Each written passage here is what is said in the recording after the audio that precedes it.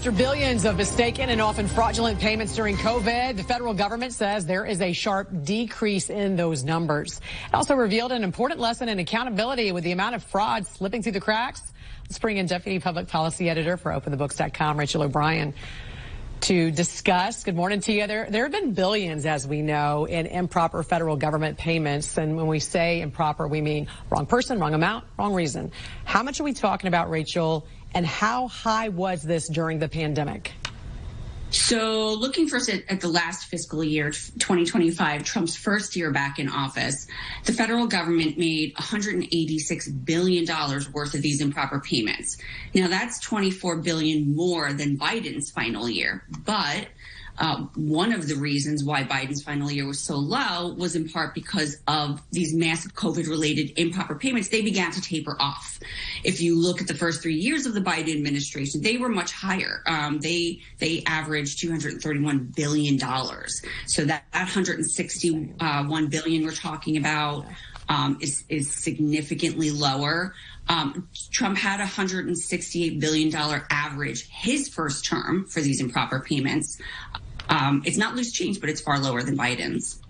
And we've seen a lot of fraud-related scandals recently, but I understand there's still a major transparency issue when you're trying to just get basic updated figures on these confirmed cases. Why has that been so difficult when we're talking about taxpayer dollars?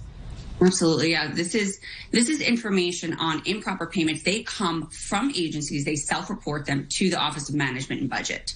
Many of these agencies aren't compliant. They either fail to report their improper payments entirely, or they only issue partial reports, or they have error rates that are unacceptably high. Also in previous years, unrelated to how they're reporting their improper payments, in previous years, we see that there's separate data on confirmed fraud in each agency and program. But this year, for some reason, that data is missing. So we're talking about fiscal year 2025. So if you look back the previous year, this confirmed fraud was reported to be over $7 billion, right, in these agencies. And most of the agencies that were previously non-compliant, they also have a history of non-compliance, and they also have a history of confirmed fraud. So you have agencies that are not doing what they're supposed to be doing, sort of all around. For instance, HHS, they have been non-compliant each of the last 14 years. They're not providing enough information. They also happen to lose $29 billion to confirmed fraud in that time, in those 14 years. Same thing with DOD and Department of Labor. They're non-compliant the last 13 years. DOD lost $11 billion to confirmed fraud. Labor lost almost $5.5 billion. So we asked OMB, why is this data missing this year? Why do we only have fiscal year 24? We don't have fiscal year 25 for the confirmed fraud. They have not responded. We've reached out a couple of times. We'd like to know what the confirmed fraud is and what these agencies are doing. So in the meantime, what's being done to cut down on these payments? Yeah, so right, there are still these glaring holes in the improper payments data. It's a huge loss for taxpayers. Even when we're talking about it being lower during the Trump administration, we're still talking about hundreds of billions of dollars, right? So there was bipartisan support in both chambers of commerce of Congress recently. Rather, they passed a bill. President Trump signed this bill. It's called Ending Improper Payments for Deceased People Act. They passed it into law earlier this month. It's pretty straightforward. Stop paying money to dead people, right? There are hundreds of millions of dollars a year going to dead people.